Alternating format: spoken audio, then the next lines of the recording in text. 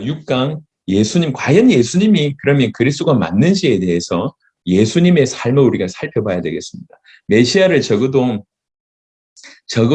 이제 율법을 기준으로 얘기한다고 하면 천몇백, 1400년 이상 기다려온 거 아닙니까? 사실 이전부터 창세기부터 얘기한다고 하면 4000년을 계속 기다려온 그 메시아가 4000년 동안 기다리고 있었는데 드디어 예수님이 나타나셔서 이 예수님이 메시아 맞냐 안 맞냐, 그게 사도들의 어떤 그 질문이었고 이스라엘 백성들의 고민이었습니다. 과연 예수님이 메시아가 맞는가? 성경대로 살펴봐야 되는데, 메시아가 되시려고 하면, 여러 가지가 있지만 크게 두 가지를 조건이 있습니다. 하나는 뭐냐면, 이 메시아에 대한 구약의 예언을 그대로 성취하셔야 된다고 하는 얘기고, 두 번째는 메시아가 오셔서 해야 될 일을 이루셔야 된다고 하는 것입니다. 그래서 메시아의 일을 이루신 부분은 결정적으로 십자가와 부활로 드러났다고 볼 수 있는데, 조금 이따 설명드릴 거고, 무엇보다도 메시아에 관해서 말씀하셨던 그 구약의 300여 가지 이상의 예언을 그대로 성취하셔야지 그분이 메시아입니다. 그래서 구약의 수많은 300가지 예언들 이상들의 예언들이 있는데 다 다룰 수는 없고 몇 가지만 가져와서 여러분하고 다 알고 있는 내용들이니까 여러분하고 얘기하는 것입니다. 제가 이제 아까도 말씀드렸지만 여러분들이 지금 하고 있는 내용 중에 모르는 얘기가 있습니까? 여러분들 다 알고 있는 내용. 하지만 중요한 거는 우리 성도들은요, 얼마나 알고 있을까요? 여러분이 선교하고 있는 그 선교 대상자들 얼마나 알고 있습니까? 우리가 정확하게 알아야지, 우리가 소화해야지, 우리 언어로 그들에게 올바로 전달되고, 또 그들이 올바로 알고 올바로 믿어야지, 그 다음에 재생산이 있는 것입니다. 저는, 어제도 좀 간증을 좀 드렸지만, 정말 몇 년 만에 한 나라가 살아나는 걸 봤습니다. 아까 이제 쿠바 얘기를 드렸는데요. 쿠바에 그런 역사가 일어난 지 불과 3, 4년 만에 그런 일이 벌어진 것입니다. 제가 쿠바에 처음 들어갔을 때가 2014년 정도였는데, 2017년 정도 됐을 때, 아까 그런 일이 벌어진 겁니다. 2016년, 2017년, 한 명이. 아놀드라고 하는 목사님이 100개 교단 이상의 이제 이렇게, 문이 열리고 나서 그 다음에 어떻게 했냐면, 본인이 얘기했어요. 본인 나라에 있는 거의 모든 교단, 모든 선교단체 거의 95% 이상을 다 찾아가서 총회장들 다 만나. 우리 쿠바에 필요한 게 이 복음이 아니냐. 전하고. 그러니까 이제 할 수 있는 한 자기 나라를 살리기 위해서 한 명이 그냥 미친 듯이 다닙니다. 그 한 명을 통해서 복음을 받으면, 복음 받은 사람들이 또 다른 역사들이 계속 일어나는, 계속. 지금도 이 코로나 상황에 제가 시간이 없기 때문에 되어지는 영상들을 못 보여드리는데, 여러분 시간 나실 때 혹시 한국에 계시면 저희 교회 방문하십시오. 얼마든지 환영합니다. 그리고 이제 한국 오실 기회가 있으면 오십시오. 얼마든지 환영합니다. 제가 없으면 우리 또 최 목사님이라도 계실 거니까 와서 있는 그대로 보십시오. 실제로 세계복음화 되어지고 있다고 하는 것을 오셔서 온몸으로 느끼시면 좋습니다. 얼마든지 환영합니다. 우리는 숨길 게 없어요. 그래서 실제로 계속 사역들이 계속 벌어지고 있습니다. 지금도 이 코로나 상황인데도 불구하고 복음이 계속 확산되고 있습니다. 생명 걸고 복음 전하는 자들이 일어나서 계속 사역들이 되어지고 있습니다. 우리가 없는데, 우리는 그냥 전하고 나왔을 뿐인데, 오늘날 많은 기독교에서 하는 것은 대형 집회를 통해서 뭔가 이루려고 하는 시도를 해왔습니다. 그게 실패였다는 것을 우리가 알고 있는데 대부분 그렇게 하고 있습니다. 대형 집회 때 뭔가 대단한 역사가 일어나고 회심자가 많이 나오고 그때 이렇게 병자가 낫고 그러고 나서 끝나고 나서 아무것도 안 일어난다고 하면 이게 올바른 거냐 말이에요. 엄청난 돈과 엄청난 시간을 투자해서 끝나고 나서 아무것도 안 일어나. 그때만 뭔가 일어나. 그게 올바르지 않습니다. 지금 코로나 상황에는 더 이상 그럴 수가 없어요. 진짜 올바르면 들어가고 나서 빠져나왔을 때 역사 일어나야 될까? 나하고 무관하게. 많은 사람들은요, 자기 제자와 자기 성을 쌓는데 혈안이 되어 있습니다. 내가 도와줬으면 내 제자가 끝까지 나를 섬겨야 돼요. 여러분, 세계복음화는 그렇게 될 수가 없습니다. 그렇게 돼가지고 세계복음 할 수가 없습니다. 자기성, 저는 진짜로 그런 생각을 하고 있습니다. 우리 교회가 지금 크지가 않거든요. 다 해봐야 좀 한 200명 정도 안 보입니다. 100개 교회를 살렸다고 하니까, 85개국 160명 왔을 때에 들어왔던 제자들이 몇 가지를 놀랐는데, 하나는 뭐냐면, 우리 교회가 너무 크지 않는 거에 대해서 놀라고 은혜 받았습니다. 저 정도 교회가 이 일을 해? 그럼 우리도 할 수 있지. 그래서 제가 크지 않은 것으로 많은 은혜를 끼쳤습니다. 지금도 그것에 대해서 감사합니다. 여러분, 저는 우리 성도들한테도 얘기했어요.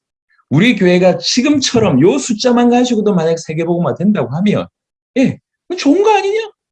부흥돼가지고 수십만 명 모여서 세계복음화 할 수도 있지만, 하나님이 그냥 요 상태 가운데서도 우리를 통해서 세계복음화 하겠다. 그러면 만족할 줄 알아야지. 또 반대로 세계복음화는 되는데 우리 교회 성도들이 계속 떨어져 나가고 우리 부분만 남았어. 우리 부분만 남았는데도 세계복음화 유익해. 아니 그러면 그게 너무 좋은 거 아니냐 말이야. 세계복음화 되기 위해서 교회가 꼭 커야 됩니까? 세계복음화 되기 위해서 목사가 대단한 공부를 많이 해야 됩니까? 최고의 스펙을 가져야 됩니까?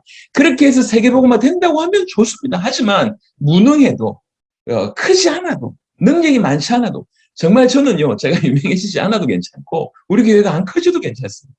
그럼에도 세계복음화 된다고 하면 그게 훨씬 유익 아닙니까? 훨씬 교회가 크시면 교회를 돌보는데 시간이 너무 많이 또 빼앗기지 않습니다. 물론 저는 여전히 돌보지 않고 있는데 1년에 신방도 제가 안 하고 있기 때문에 목회적으로 볼 때 제가 빵점짜리입니다. 교회가 커져도 안 돌볼 가능성이 저는 높습니다. 여튼 커지나 안 커지나 세계복음화 되어진다고 하면 그게 더 유익 아니냔 말이에요. 많은 사람들은 세계복음화 하기 위해서 전제가 뭐냐? 본인이 교회가 커져야 된대. 그래놓고 세계복음화 온데간데 사라지고 그냥 세계복음화 하기 위해서 우리 교회가 커져야 되니까 우리 교회가 커지는 게 세계복음화라고 얘기하고 있습니다. 그래놓고 세계복음화는 안 하고. 하나님이 안 수고가요. 숫자 많이 모여가지고 자기 성 쌓는 거 하나님 원하냔 말이에요. 중요한 거는 우리가 영향을 끼치지 않아도 계속 전도의 역사가 일어난다. 그게 올바르지 않습니까? 저희가 해외 가서 사역하고 나서는 이분들이 마음껏 할 수 있도록 뒤에서 서포트하는 역할 말고는 딴 거 하지 않습니다. 보고받지 않습니다. 명령하지 않습니다. 동력합니다. 도와줍니다. 하지만 그 어떤 요구도 하지 않습니다. 마음껏 복음 전할 수 있도록 뒤에서 서포트하는 역할만 지금까지 해왔습니다. 앞으로도 그렇게 할 거고요. 여러분 진짜로 주님 오실 길을 준비하겠다. 세계복음화를 내 살아있을 때 정말로 끝내겠다고 하는 이게 절대적인 기준이라고 하면 우리가 그동안 가지고 있던 수많은 것들이 얼마든지 무너질 수 있고 얼마든지 양보할 수 있고 얼마든지 하나 될 수 있다고 개인적으로 생각을 합니다. 지금 전 세계적으로는 이미 그런 일이 벌어지고 있습니다. 그래서 우리 모두가 진실로 각각이 이제 그리스도로 무장하고 이 그리스도를 올바로 전하고 올바로 그리스도의 복음이 전해지면 그 복음이 능력이 있기 때문에 그들을 통해서 또 다른 문. 여러분 세계복음을 끝내려고 하면 저 이름 없는 구석구석을 들어가야 됩니다. 구석구석에 들어가서 복음이 전해져야 됩니다. 선교단체 몇몇 가지고 되는 게 아닙니다. 구석구석 한 명 한 명이 복음 받아야 됩니다.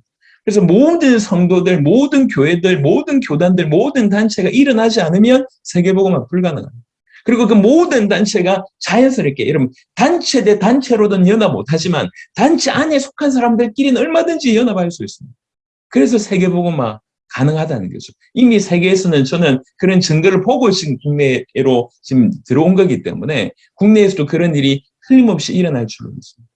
자, 우리가 놓친 메시아, 우리가 그동안 놓친 메시아에 대한 정확한 의미와 올바른 믿음을 회복하게 되길 바라고, 그리고 과연 예수님이 메시아가 맞냐 정확하게 확인하셔야 됩니다. 구약의 약속한 그대로를 성취하셨냐. 300가지 수많은 예언 중에 잘 아는 몇 가지만 짧게 보겠습니다. 성경은 아브라함의 후손으로 오실 것을 얘기합니다. 창세기 22장 17절 18절에 내가 너에게 큰 복을 주고 네 씨가 크게 번성하여 하늘의 별과 같고 바닷가의 모래와 같게 하리니 네 씨가 그 대적의 성문을 차지하리라. 또 네 씨로 말미암아 천하 만민이 복을 받으리니 이는 네가 나의 말을 준행하였음이니라 하셨다 하니라. 이렇게 아브라함의 후손으로 오실 것을 얘기하고 사무엘하 7장 8절부터 16절 특별히 12절부터 14절에 네 수완이 차서 네 조상들과 함께 누울 때에 내가 네 몸에서 날 네 씨를 네 뒤에 세워 그의 나라를 견고하게 하리라. 그는 내 이름을 위하여 집을 건축할 것이요 나는 그의 나라 왕위를 영원히 견고하게 하리라. 나는 그에게 아버지가 되고 그는 내게 아들이 되리니 그가 만일 죄를 범하면 내가 사람의 매와 인생의 채찍으로 징계하려니와 1차적으로는 솔로몬에 관한 얘기지만 솔로몬 뒤에 있는 그리스도를 예표했다고 볼 수가 있습니다. 아브라함의 후손과 다윗의 후손으로 오실 것임을 예언하셨고 마태복음 1장 1절에 아브라함과 다윗의 자손 예수 그리스도의 계보라. 그래서 마태복음이 마가복음보다 늦게 쓰여졌지만 마태복음이 신약 성경에 먼저 나온 이유는 바로 약속하신 대로 아브라함과 다윗의 자손으로 오실 것에 대해서 증거를 드러내기 때문에 마태복음 1장을 이렇게 마태복음을 가장 사복음서의 앞에 이렇게 놓였다고 이제 제가 알고 있습니다. 아브라함과 다윗의 자손으로 오실 것임을 예언하셨고 그 메시아는 예수님은 이 예언한 그대로 아브라함과 다윗의 후손으로 오셨습니다. 그리고 동정녀로 탄생하실 것을 얘기합니다. 그러므로 주께서 친히 징조로 너희에게 주실 것이라. 보라, 처녀가 잉태하여 아들 낳을 것이요 그의 이름을 임마누엘이라 하리라.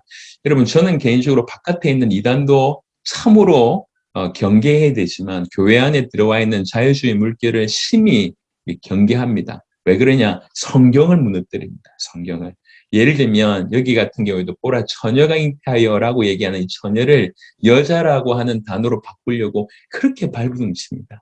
여자가 잉태해서 아이 낳는 거 당연하지 않습니까? 하지만 처녀가 잉태해 아들 낳은 것은 기적입니다. 왜 처녀로 잉태해야 됩니까? 처녀가 잉태해 처녀로 동정녀로 오실 이유는 죄 없는 모습으로 이 땅에 오셔야 되기 때문에 그렇습니다. 그래서 성령으로 잉태하셔야 됩니다. 처녀의 몸을 빌어서. 이게 하나님의 놀라우신 작품인데 그것을 지금 거부한다는 거죠. 여러분, 하나님께서 천지를 창조하신 하나님이고 인간을 지으신 하나님이 처녀의 몸에 성령으로 잉태하는 그런 일을 못하실 이유가 어디 있냔 말이에요. 지금도 이제 좀 이렇게 과학이 발전해서 남자 몸에서 여자 몸에서 정자 난자 이렇게 해가지고 여자 몸에 다시 심어서 아이를 낳는 세대가 되어버렸지 않습니까? 그래서 동정녀로 탄생하실 것은 하나님의 가장 놀라운 계획 중에 하나고 마태복음 1장 18절부터 23절에는 실제로 동정녀로 탄생하셨음을 동정녀의 몸에서 탄생하셨음을 정확하게 명확하게 기록하고 있습니다. 그 다음에 베들레헴에 탄생하실 것을 미가서 5장 2절에 베들레헴 에브라다야 너는 유다 족속 중에 작을지라도 이스라엘 다스릴 자가 너에게서 내게로 나올 것이라 라고 얘기하면서 이 메시아가 그의 근본은 상고의 영혼에 있느니라 하나님이심을 선제하신 하나님이심을 동시에 언급하고 있습니다. 마태복음 2장 1절에 헤롯 왕 때에 예수께서 유대 베들레헴에서 나심에 동방으로부터 박사들이 예루살렘에 이르러 말하되 분명히 베들레헴에서 탄생하셨음을 얘기하고 있고요. 그 예수님의 그 이후에 탄생하신 이후에 자라심과 그 다음에 여러 가지 많은 활동들에 대한 예언들이 수많이 있지만 정리를 그냥 짧게 하기 위해서 중간 과정 다 생략하고요. 이제 십자가 사건 바로 전에 은 30에 팔릴 것에 대한 부분입니다. 스가랴는 그런 부분에 많은 흔적을 주는데 스가랴 11장 12절부터 13절에 내가 그들에게 이르되 너희가 좋게 여기거든 내 품삯을 내게 주고 그렇지 않거든 그만두라. 그들이 곧 은 30개를 달아서 내 품삯을 삼은지라. 여호와께서 내게 이르시되 그들이 나를 헤아린 바 그 싹을 토기장에게 던지라 하시기로 내가 곧 그 은 30개를 여호와의 전에서 토기장에게 던지고 이 예언이 너무 소름 끼칩니다. 예수님은 실제로 은 30에 팔렸고요. 그 은 30을 받았던 가룟 유다는 나중에 양심의 죄책을 받게 되고 자살하게 됩니다. 목 매달아서 자살하게 되는데 그때 이제 그 인근에 떨어져 있던 그 은 30개를 두고 이제 그 유대인들이 지도자들이 의논하면서 결국 내린 결론이 뭐냐면 토기장의 밭을 사게 됩니다. 기가 막히죠. 성경을 알고 산 게 아니에요. 본인들이 의논해서 샀는데 알고 보니까 이 모든 것이 성경에 그대로 예언되어 있다고 하는 거죠. 너무 소름 끼치게 예언되어 있습니다. 마태복음 27장 9절에 이에 선지자 예레미야를 통하여 하신 말씀이 이루어졌나니 일렀을 때 그들이 그 가격 매겨진 자, 곧 이스라엘 자손 중에서 가격 매긴 자의 가격 곧 은 30을 가지고라고 되어 있습니다. 자, 은 30이 팔렸다고 하는 부분들이 마태복음 27장에 35절에 있습니다. 그들이 예수를 십자가에 못 박은 후에 그 옷을 제비 뽑아 나누고 거기 앉아 지키더라. 그 나무에 달려 죽음에 관한 얘기를 지금 좀 착각해서 말씀드렸는데 그 다음에 나무에 달려 죽을 것에 대해서 죽으실 것에 대해서 신명기 21장 22절 23절 우리가 알고 있듯이 이 나무에 달려 죽는다고 한 것은 저주를 받았다고 한 것의 표 아닙니까? 근데 예수님께서 바로 이렇게 저주를 받으신 겁니다. 유대인들이 지금까지 예수님을 계속 거부하고 있는 이유 우리가 이제 기독교에서 예수님을 진실로 그리스도를 믿는 이유가 사실 동일합니다.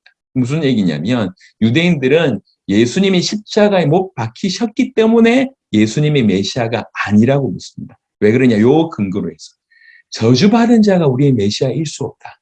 나무에 달렸다고 한 것은 저주받았다는 얘기인데 저주받은 자가 어떻게 메시아가 될 수 있냐. 이게 그들의 주장이에요. 근데 우리는 저주받았기 때문에 우리의 메시아다라고 믿는 거예요.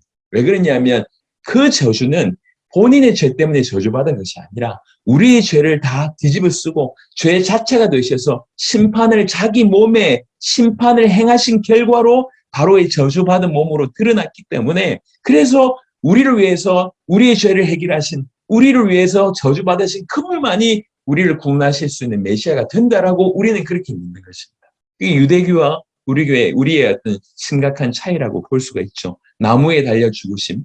그리고 이제 죽으신 이후에 부자의 묘에 장사되실 것을 이사야 53장 9절에는 그는 강포를 행하지 아니하였고 그의 입에 거짓이 없었으나 그의 무덤이 악인들과 함께 있었으며 그가 죽은 후에 부자와 함께 있었도다라고 되어 있습니다. 십자가에 실 때 악인들과 함께 십자가에 지셨고 그리고 그가 죽은 후에 아리마대 부자 요셉이라고 하는 표현이 있습니다. 아리마대 부자 요셉이 그 시체를 가져다가 자기의 새 무덤에 장사 지낸 이런 일이 있었습니다. 그러니까 이거는 예수님의 의지대로 할 수 있는 게 아니잖아요. 본인이 하신 게 아니에요. 모든 것이 이렇게 성경 그대로 성취됩니다. 그리고 시편 16편 10절 같은데 이는 주께서 내 영혼을 소홀히 버리지 아니하시며 주의 거룩한 자를 멸망시키지 않으실 것입니다. 이제 죽음에서 일어나실 부활에 관한 부분들을 이렇게 누차 이제 그 예언하셨는데 마태복음 28장에 천사가 여자들에게 말하여 이르되 너희는 무서워하지 말라 십자가에 못 박히신 예수를 너희가 찾는 줄 내가 아노라 그가 여기 계시지 않고 그가 말씀하시던 대로 살아나셨느니라 와서 그가 누우셨던 것을 보라라고 얘기를 합니다. 부활하셨음을 얘기하고 있습니다. 그러니까 예수님이 지금까지 우리를 뭘 봤냐면 예수님이 성경의 구약 성경에 약속된 그대로의 삶을 성취하셨다.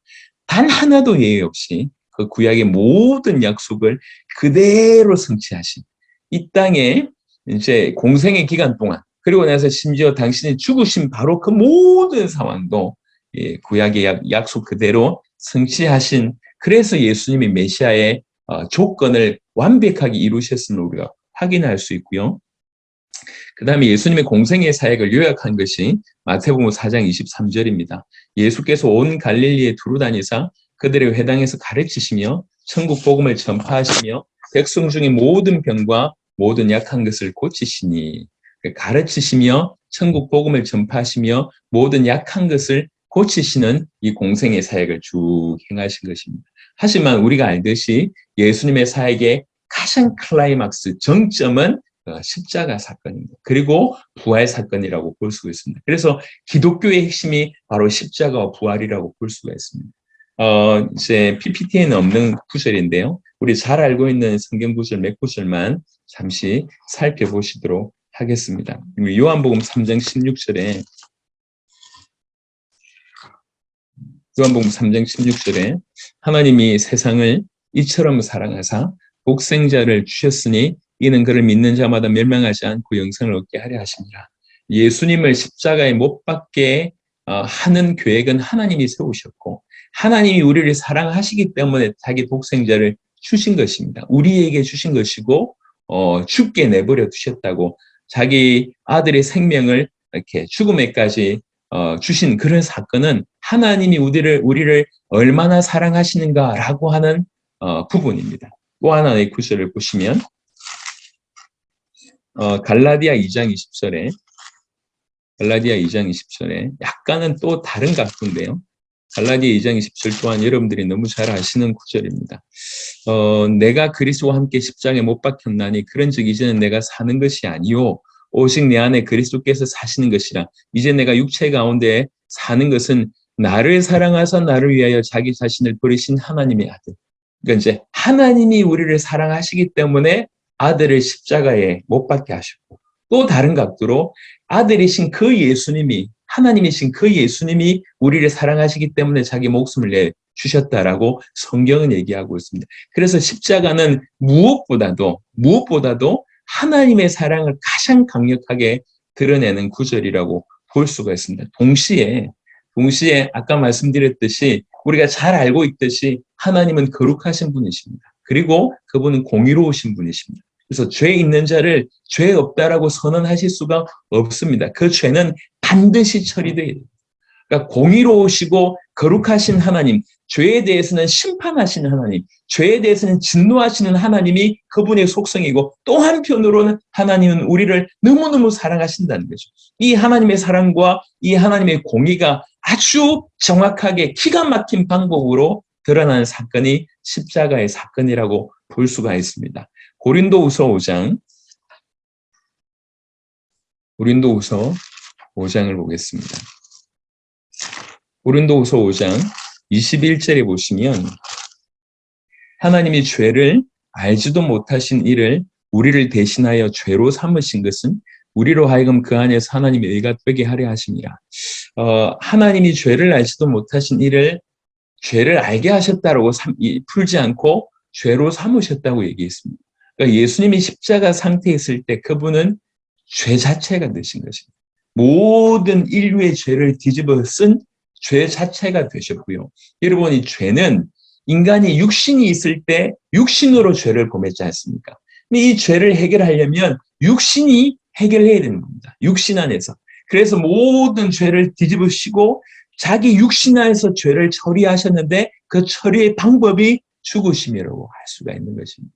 그러니까 죄가 되셨고 그 죄를 자기 몸에 다 뒤집어 쓰시고 저주를 받으신 바 되셔서 자기 육신 안에서 죄를 처리하셔서 이렇게 죽으신 그런 사건이 바로 그 십자가의 사건입니다.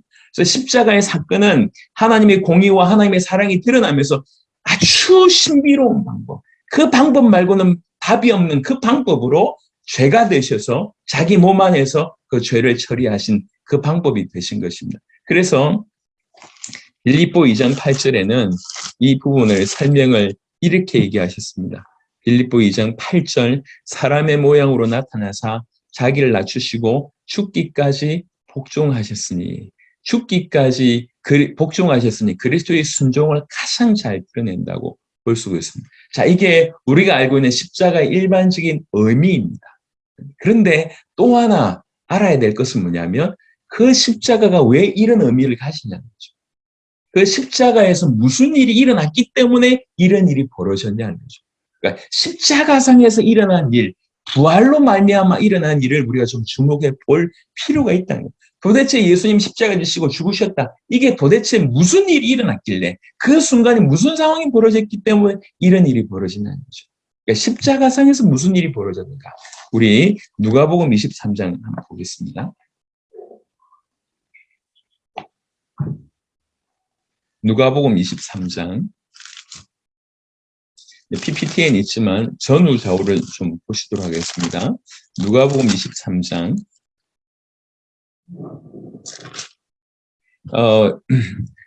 44절부터 보겠습니다. 누가복음 23장 44절. 때가 제60쯤 되어 해가 빛을 잃고 온 땅에 어둠이 임하여 제90까지 계속하며, 그 다음에 45절에 성소의 휘장이 한가운데가 찢어지더라, 이렇게 되어 있습니다. 우리가 예수님 십자가 지셨을 때 일어났던 사실들을 우리 뭐 다 알고 있습니다.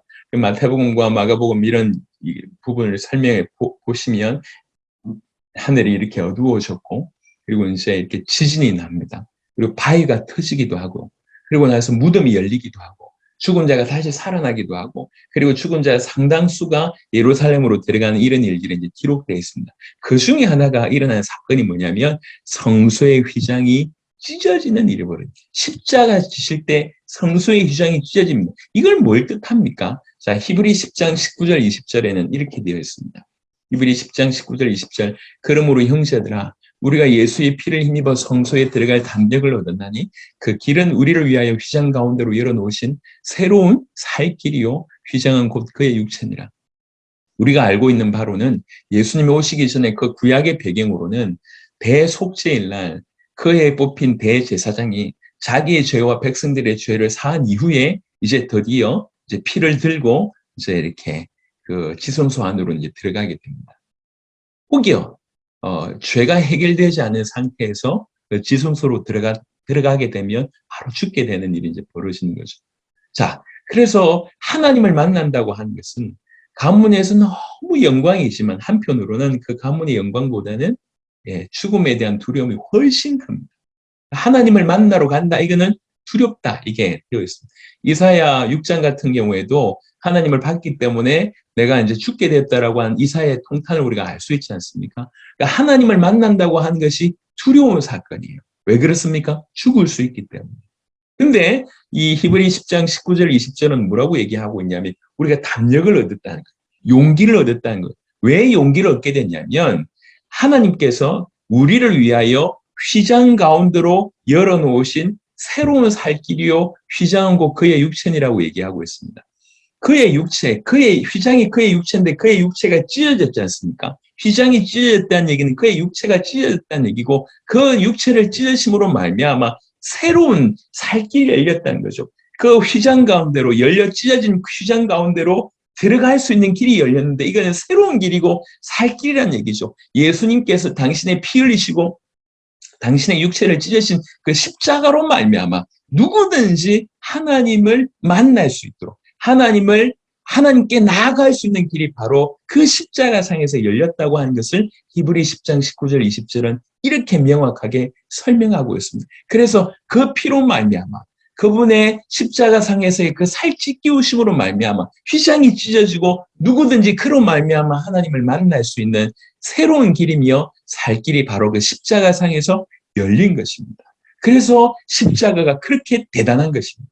요한복음 14장 6절에 예수께서 이르시되 내가 곧 길이요 진리요 생명이니 나로 말미암지 않고는 아버지께로 올 자가 없느니라. 바로 그 십자가상에서 하나님을 만날 수 있는 그 그리스도 이름으로 하나님을 만날 수 있는 길이 그 위에서 열렸다 이렇게 볼 수가 있습니다. 또 하나는 죄의 문제를 해결하셨다고 얘기하는데 레위기 17장 11절에는 육체의 생명은 피에 있습니다. 내가 이 피를 너희에게 주어 제단에 뿌려 너희의 생명을 위하여 속죄하게 하였나니 생명이 피에 있으므로 피가 죄를 속하느니라. 이게 하나님이 정하신 방법입니다. 피만이 죄를 속할 수 있습니다. 즉 생명만이 피를 속할 수가 있습니다. 피는 생명을 뜻하지 않습니까? 나의 죽음이 죄 없는 자의 죽음이 죄인의 죄를 대속할 수 있는 유일한 길이 됩니다. 그러니까 구약에는 죄 있는 사람, 죄 없는 사람이 없기 때문에 짐승으로 이렇게 한시적으로 짐승을 통해서 죄를 해결하는 방법을 사용하신 것입니다. 오직 피만이 죄를 속합니다. 그래서 히브리 9장 22절에 율법을 따라 그의 모든 물건이 피로써 정결하게 되나니 피 흘림이 없은즉 사함이 없느니라. 오직 피 흘림으로만 사함을 얻을 수 있습니다. 그래서 히브리 9장 12절은 이렇게 표현하고 있습니다. 염소와 송아지의 피로 하지 아니하고 오직 자기의 피로 영원한 속죄를 이루사 단번에 성소에 들어가셨느니라. 자, 여기서 굉장히 주목해야 될 단어는 영원한 속죄 단번이라고 하는 단어. 영원한 속죄를 단번에 이루셨습니다. 예수님께서 그 흘리신 피의 능력은 어느 정도의 능력이냐면 지금 지구상에 있는 75억 이상의 인구가 75억 이상의 모든 인구의 과거와 현재 심지어 미래의 모든 죄를 해결하되 단번에 해결하고 완전히 해결하되 영원히 해결할 능력이 바로 그 피 안에 있습니다. 그 피의 능력은 그러합니다. 그래서 예수님께서 십자가상에서 피 흘리신 그 피는 영원한 속죄를 단번에 이룰 수 있는 그 피입니다. 그러니까 누구든지 예수님을 만나게 됩니다. 그 피로 말미암아 그 사람의 죄는 과거, 현재, 미래의 모든 죄가 정죄받지 않는 놀라운 일들이 벌어진다고 하는 거죠. 그 죄 가운데서 건진받는 일이 벌어집니다. 어디에서 이 일이 이루어졌냐? 피 흘리신 바로 그 십자가를 통해서 우리 인간의 모든 죄를 해결할 수 있는 길이 열린 것입니다. 마가복음 10장 45절에 인자가 온 것은 섬김을 받으려 함이 아니라 도리어 섬기려 하고 자기 목숨을 많은 사람의 대속물로 주려 함이니라. 대신 죽어주는 제물 아닙니까? 대속물로. 왜 그렇습니까? 우리의 죄를 위해서 대속물로 자기 자신을 주려고 오셨는데 그 주실 사건이 바로 십자가입니다. 그래서 십자가를 통해서 하나님 만나는 길이 열렸고 십자가를 통해서 우리의 죄가 해결되는 길이 열린 것입니다. 그리고 그 십자가상에서 골로새서에 보시면 그 십자가상에서 통치자들과 권세들을 무력하여 사단의 어떤 부분들을 표현합니다. 무력하여 드러내고 구경거리로 삼으시고 십자가로 그들을 이기셨느니라. 예수님께서 등장하시면서 공생의 기간에 수많은 귀신 들린 자를 쫓아내는 그런 예수님의 승리는 등장하시면서부터 사실은 시작됐다고 볼 수가 있고요. 그리고 십자가로 그들을 이기셨습니다. 그리고 부활로 그것을 확정하셨다고 볼 수가 있습니다. 요한일서 3장 8절에 죄를 짓는 자는 마귀에게 속하나니 마귀는 처음부터 범죄함이라. 하나님의 아들이 나타나신 것은 마귀를 멸하러 하심이라. 바로 그 십자가상에서 사단의 머리는 깨지는 일이 벌어졌습니다. 그들을 이기셨느니라. 그래서 십자가로 우리의 죄를 해결하시고 십자가로 하나님 만난 길을 해결하고 십자가로 사단을 이기셨습니다. 십자가상에서는 자신은 그 예수님은 제물이 되시고 또 대제사장이 되신 것입니다. 그래서 자기 몸으로 하나님께 제물로 올려드리신 것이죠. 그 상황에 모든 죄는 해결되고 하나님 만나는 길은 열리고 사단을 이기신 일이 벌어집니다. 자, 부활은 뭘 뜻하냐면 그것에 대한 확증을 뜻한다고 볼 수가 있습니다. 먼저는 히브리 13장 20절 보시면 양들의 큰 목자이신 우리 주 예수를 영원한 언약의 피로 죽은 자 가운데서 이끌어내신 평강의 하나님이. 자, 죽은 자 가운데서 이끌어내신 분이 하나님이십니다.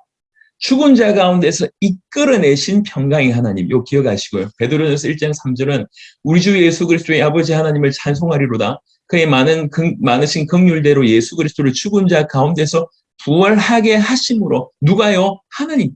하나님께서 아들을 부활하게 하셨다는 것입니다. 이 말은 뭘 뜻하냐면 아들이 드린 제사를 아버지 하나님께서 만족하게 하셨다. 아버지 하나님께서 만족하셨다라고 하는 확정으로 아들을 부활시켰다는 거죠. 그래서 거기에서 드려진 그 모든 제사가 완벽했다는 얘기입니다. 즉 사단을 이기고 죄를 해결하고 하나님 만나는 길이 완벽하게 이루어졌다라고 하는 확정이라고 볼 수가 있습니다.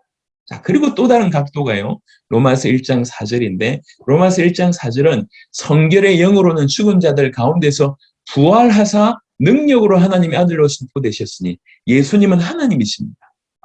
부활의 능력이 그분에게 있습니다. 그래서 그분이 부활하셨다고 얘기합니다. 그러니까 이 포커스는 뭐냐면 예수님이 하나님이라는 거죠. 부활로 예수님이 하나님이다라고 하는 것으로 확정됐다는 얘기입니다. 그 말은 무슨 말이냐면 예수님이 공생의 기간 행하셨던 모든 말씀, 모든 행위가 100% 진리라고 하신 것입니다. 이게 부활이 나타나는 것입니다. 그러니까 십자가상에서 예수님이 드렸던 그 모든 제사를 하나님이 기뻐 받으셔서 이 아들을 부활시켰을 뿐만 아니라 예수님이 하나님이시기 때문에 부활이라고 하는 것은 예수님이 하나님이라고 하는 결정적인 증거고 그 증거는 예수님의 모든 말씀과 행위가 100% 진리라고 하는 그런 증거라고 얘기할 수가 있습니다. 특별히 히브리 2장 14절에 자녀들은 혈과 육에 속하였음에 그도 또한 같은 모양으로 혈과 육을 함께 지니심은 죽음을 통하여 죽음의 세력을 잡은 자 곧 마귀를 멸하시며 부활이라는 얘기는 죽음을 이겼다는 얘기고 다른 말로 죽음의 세력을 잡고 있는 마귀를 완전히 멸했다고 하는 확정이라고 볼 수가 있습니다. 그래서 이 십자가 사건과 부활 사건, 십자가 때 일어난 의미, 부활 때 일어나는 의미의 결론은 뭐냐면 십자가와 부활로 이분이 그리스도구나. 이 땅에서의 그리스도의 사역을 완성하셨고 이분이 그리스도가 맞구나, 하나님의 아들이 맞구나라고 하는 결정적인 증거가 바로 십자가와 부활이라고 볼 수가 있습니다. 이 십자가와 부활로 예수님이 당신이 그리스도이심을 스스로 드러내신 것입니다. 그리스도 아니었다가 그리스도가 되셨다. 아닙니다. 처음부터 그리스도로 오셨습니다. 오셔서 십자가와 부활로 그분의 공생애로 당신이 그리스도이심을 만방에 이렇게 드러내셨다고 볼 수가 있습니다. 그래서 예수님은 삶으로 당신이 그리스도이심을 증거하셨다. 이렇게 볼 수가 있습니다. 그래서 지금까지 우리는 그리스도가 어떤 뜻인지 살펴봤고 예수님이 과연 그리스도가 맞는지를 우리가 성경을 통해서 확인했습니다. 요 근거 하에 다음 시간에 예수님이 그리스도다. 도대체 예수님이 그리스도란 말이 무슨 말인가를 얘기하고 그러니까 우리는 예수님을 성경의 기록의 목적대로 예수님을 그리스도로 믿어야 된다라고 얘기를 할 거고 정말로 이렇게 믿는다고 하면 우리는 어떻게 살아야 될 건가를 이제 다음 시간 내일과 모레에 연이어서 진행토록 하겠습니다. 그래서 부디 우리 참여하신 모든 분들이 여러분들 걸로 충분히 소화를 하시고, 그리고 여러분들 통해서 연결된 모든 영혼들, 대상들이 다 살아나게 되길 바라고, 지금 적어도 100개국 이상에서 일어났던 일들이 여러분을 통해서 일어나게 되길 바랍니다. 작은 교회, 여러분 이제 말씀을 들어보시면 아시겠지만 제가 이렇게 수준 높지 않다는 걸 여러분 눈치채셨을 겁니다. 제가 서울 올라온 지 20년이 지났는데도 여전히 아직 사투리를 쓰고 있고요. 사투리 하나 못 바꿀 정도에, 그리고 뭐 보시면 알겠지만 제가 이렇게 뛰어나지 못해요. 이렇게 굉장히 단순합니다. 예, 그리고 이제 흠을 잡자고 얘기할 때 흠이 많습니다. 여러분들 중에 혹시 신학자들이 계시다고 하면 제 말에 꼬투리 잡을 수 있는 내용들이 굉장히 많을 겁니다. 제가 100% 인정합니다. 그 정도 수준입니다. 근데 그럼에도 불구하고 하나님께서 여러분에게 전하는 이 내용이 전 세계에 전달되니까 그런 일이 벌어졌어요. 모자란, 우리, 이렇게 어떤 분은 이렇게 목사로 얘기할 때는 제가 아직 나이가 어린 편이고 경험이 많지 않은 일천한 수준 낮은 사람들이지 않습니까? 사람에 속하는데, 저 같은 자들을 통해, 자를 통해서도 그런 일을 행하신다고 하면, 우리 선교사님들은 충분히, 예, 더 큰 일을 행하실 수 있을 수 있습니다. 그래야지 세계복음화 될 거 아니에요. 여러분들도 너무 왕성한 역사가 일어나. 그래야지 세계복음화 될 거 아니에요. 저는 그걸 원합니다. 우린 경쟁이 아닙니다. 경쟁자가 아니에요. 저보다 뛰어난 분들, 많은 일을 하실 분들이 많이 일어나야 됩니다. 그럴 수 있도록 저는 돕고 싶고, 먼저 길을 걸어갔기 때문에 어떻게든 도움이 된다고 하면 이렇게 할 수 있는 한 어떻게든 도움을 드리고 싶은 그런 조그마한 마음이 있으니까. 그래서 충분히 소화하셔서 여러분의 사역에 큰 열매 맺기를 그리스도 예수를 축원합니다. 하나님 감사합니다. 둘째 날에도 은혜 주셔서 감사합니다. 우리 선교사님들 또 참여한 목회자들과 우리 사역자들에게 은혜 위에 은혜를 주옵시며 참으로 그리스도의 계시가 있는 귀중한 시간 되게 하옵소서. 감사를 드렸고 우리 주 예수 그리스도의 이름으로 기도드렸습니다. 아멘.